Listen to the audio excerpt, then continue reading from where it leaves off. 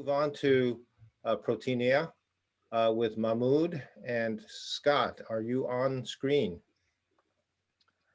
Yep, I'm here. And is Mahmoud on yet? Yes, I'm here, yes. Ah, excellent. Are you in the country now, Mahmoud, or are you still back? It's still Egypt, in Egypt, yes. Pardon me? It's still in Egypt. Oh, you're still in Egypt. Okay. All right. Well, we hope to see you here in San Francisco soon. But so this is a very cool and interesting concept that all of you in the audience who have not heard of it yet probably will have not heard of anybody else doing this yet. But it sort of combines quite a few themes that we have talked about today. One is alternative protein production, or production using non-traditional, non-traditional animal production, but also another theme is, if we just talked about, was insect production. So, but now using insects as mini factories to produce high value ingredients, that's pretty cool. So anyway, I'm going to leave it at that and let Scott make the introduction. Thanks, Howard. Well, yeah, and you basically gave the intro, so that's great. And I'm really excited to welcome Mahmoud Eljendy to the table to talk about their program and what they're doing, which is, as Howard just said, is pretty amazing. So Mahmoud, it must be the middle of the night for you, so thanks for getting up and joining us. But yeah, I've been so excited to see the progress of Proteinea. They're a MISTA member. They're also now part of IndieBio. And really working on bringing this platform that is very unique, and it blew me out of the water when they explained it to me. It took a while for my brain to wrap around it, but essentially, we're very familiar with cell ag now. We're very familiar with traditional fermentation using single cells, whether it's yeast or E. coli, but these guys are really setting the stage by using insects as a platform to produce unique ingredients. So with that, I'll turn it over to Mahmoud, and yeah, I think you guys will be very interested to hear what he has to say. Thanks. Thank you, Scott.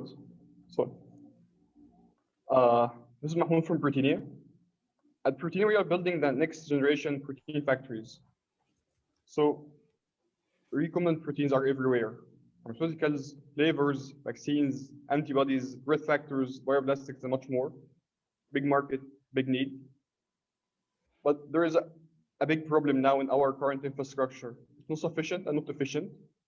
Now we are using cell-based technologies like bacteria, yeast, mammalian cells inside a steel tank that is being called a bioreactor to produce our protein of interest.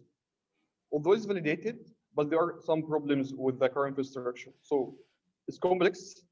There are problems with scaling up the production, with the yield, and of course the cost. And we're trying to solve that at Proteinea. So what we're trying to do is we're trying to replace the bioreactor as the chassis with insect larvae. So we can imagine that insect larvae is a mini bioreactor, but a natural one that has more than 80 million cells inside its body. We filed a PCT patent on that platform and other provisional patents on other parts of the platforms too. And we're trying to solve here, we are trying to solve the main problems that we are getting from bioreactor. So like, usually what happens in one liter bioreactor doesn't mean it will happen in 100 liters or 500 liter or 5,000 liter bioreactor. But here in our case, what happens in one larvae can happen in millions of larvae. That's why we are sure from the beginning that we can scale up the production. We don't have to put culture media for the larvae here. The larva has its hemolymph, its own blood. The larva also has its immune system, very basic one, yes, but it's very enough to protect it from any infection or from virus or bacterial infection. So we don't have also a problem with the contamination here. So what we're proposing here, we are proposing higher yield and lower cost. So based on our assumption, we can reach 70x the yield of 1 gram of mass of cells inside larvae compared to 1 gram of cells inside bioreactor. Moving from synthetic conditions to natural conditions. And we can have from 50 to 80% reduction in the capital cost comparing an insect farming facility to bioreactor facility, and up to 90% reduction in the OPEX or even more. So how it works? We are working now with a couple of insects, but our main focus is on black soldier fly. It's a very interesting insect. It grows 1 million% in just 12 days from an egg to a mature larvae. It's not a pest, so it's very easy to rear, and it can feed on anything. So we can feed black soldier fly organic byproducts. And actually, like, we can produce tons of black soldier fly per day from a very small setting. So this is our Insecta Pro platform. So usually we are starting with a protein of interest, and we are usually working with our partner on having a better protein, a better growth factor, for example, for cell-based aquaculture now.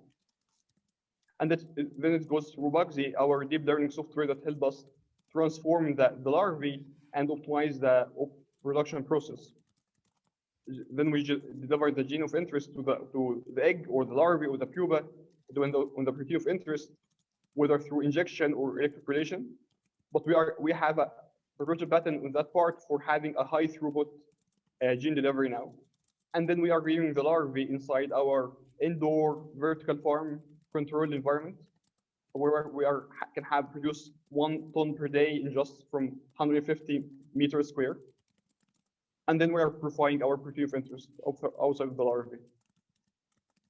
And we have worked with one of our advisors on having a very similar downstream process, very similar to the one that we are getting from bioreactor facility. And now we have our Bugsy core engine, so we are combining deep learning with automation. That's how we can have a very fast cycle of experimentation from design, build, test, learn, so that we can have a very fast cycle of optimization for production. We have 2 main revenue models. One is PaaS model, production for others, and the other one is having our own products or with one of our partners. So we are focusing on 4 markets: growth factors, animal health, human health, and enzymes. So usually our sweet spot is producing complex proteins on scale, fast. So our go-to-market product is, we are now having a POC with a pharma company or producing antibodies with them, and also working on growth factors for cell-based aquaculture, especially salmon and shrimp. So growth factors and a growth media as a whole for the industry. So we are working on having a better growth factors through our PIP, protein engineering platform, but also producing that growth factors very cheap through our insect-based platform. Also, we're having an ongoing project with Universals on polio vaccine, a new type of polio vaccine, VLB1. And also very interested in the application in animal vaccination. So we are working now with Mordam on having edible shrimp vaccine. So what we are proposing here is not only producing a cheaper vaccine through our platform, also deliver that vaccine orally, because now insects are being used as a feed for fish and shrimp. So why not producing another protein with the vaccine here in our case, and deliver that also with a feed to the shrimp? And also working with other 9 partners, whether having NDA or LOIs in place. So we are a member of MISTA in California, Junopol in France, Fraunhofer in Germany, also working with NC State University and Virginia Tech. We got our pre-seed round from 500 startups in the Bio and Genesis Consortium. And we have a very diverse team. So we have a big group team working in the biology part, pro-wired engineering part, pro-coded on the software part. Now we are 20 team members between Egypt, US mainly. Also, we have 1 team member in France, 1 in Singapore. So, and being mostly in Egypt, we can have a bigger team with a lower budget. And that's how we can scale fast and move fast with our technology. This is our founding team. Now also we have more senior teams joining Proteinea. And we have a very diverse backgrounds from aerospace engineering to AI, software, and bioinformatics to biochemistry and microbiology.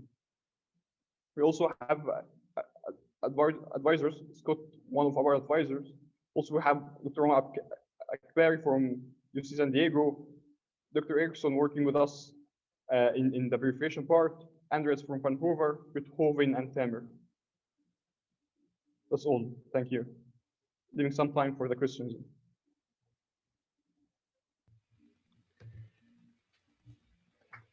Pretty amazing. Do we have questions? I'm sure people have questions. Don't be shy. If you don't have questions about this, then you don't have questions about anything.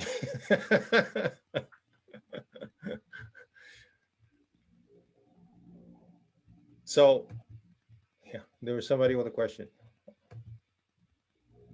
Can I ask a quick one? Charlie, go ahead. Mahmoud, great talk. How do you purify proteins out of insects? Does that present any like new challenges? Do you just squish them up and then do regular protein purification, or is it? So we do something like that. So we are doing freezing for the larvae, then we are grinding the larvae, and we have a buffer solution to like break down the cells in the larvae. So after that buffer solution, we have a solution that's very similar to the one that we are getting out of the bioreactor. So we can do all the downstream process very similar to the one we are getting right. So we don't have to have like additional capex here for the downstream process or so. Okay. Are there any ways to make it secrete the proteins so then you could just wash it off of them? Yes, we are doing secretion signals to have the protein through the hemolymph, through the blood of the insect. So it's easier for us to purify the protein out of the insect.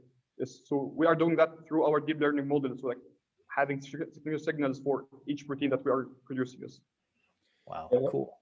One of the slides that really grabs you was the one where you say your productivity will be 70x normal, conventional production, plus you have higher, lower costs and lower operating and production costs. So that's a great claim, but how far have you gotten in terms of production scale, trial production scale to test that assertion?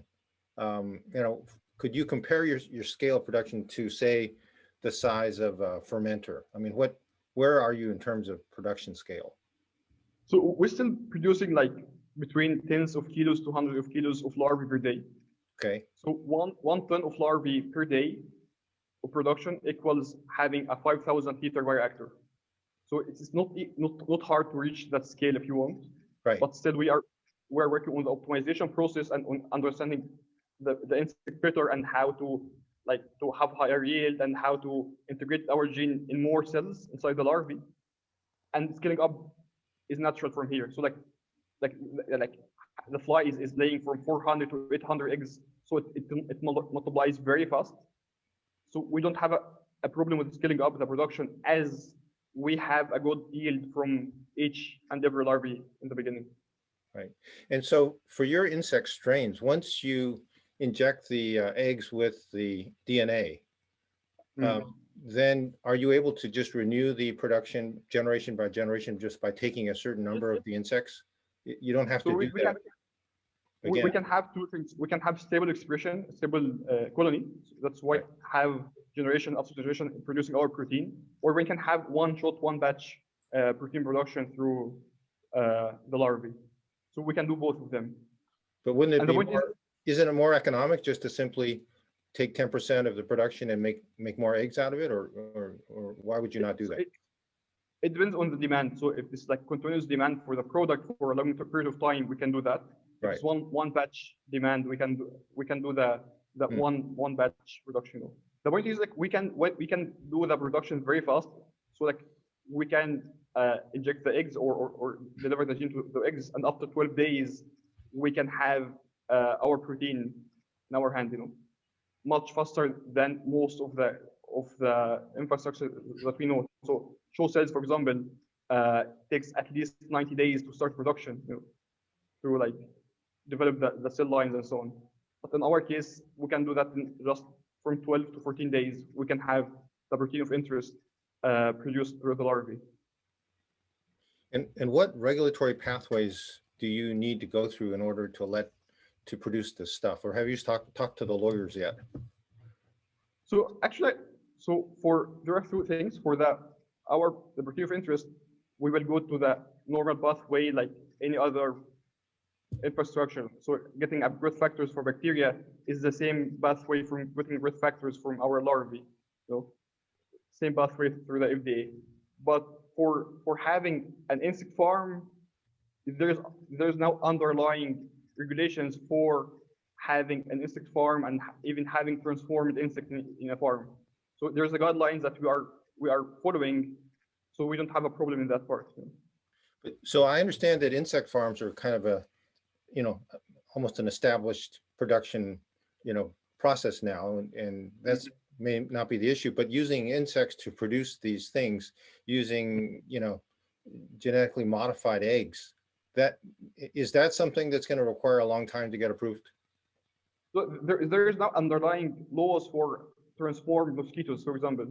Right. So we can use the same guidelines in our case, So we don't have a problem here with the farming itself because we can have the same guidelines for farming transformed mosquitoes. Right. And for the final product, as if we got getting it from a GMP facility, we don't have problems with the regulations here. So. Okay. Super interesting. So do we have any other questions from the audience? We only have about 1 or 2 minutes left here. Okay. Well, great. This is super interesting, Mahmoud. I hope that you'll pay us a visit when you come to the Bay Area. When will you be arriving? I hope in maybe in mid-June. Okay. Waiting for the visa. Excellent. Okay. Yes. Excellent. Thank you so much for the presentation. Yeah. Thank you. Great job, Mahmoud. Thanks for staying up so late or getting up early, whatever that was. Thank you. Bye. Scott, any final parting comments before we move to I guess we're going to be taking a break after this. No comments. I think this is for me. This is really interesting because it addresses so many of the challenges that we have in scaling up the other technologies. That for me, this is really a big breakthrough. So I'm really excited to see where this goes. Yeah, so we're seeing so many parallel efforts going on. In addition to the mainstream, I guess what you would call it, the fermentation bioreactor mainstream pathway. We're seeing all these different other approaches that are happening, right? Whether it's new plant varieties or, this insect initiative or, algae or whatever. So lots of stuff going on. Yeah, and even the combinations, right? So the work that they're doing is also potentially going to help the cell ag side if they can produce some of the growth media to support that. So, it's this intersection of all these technologies is pretty interesting.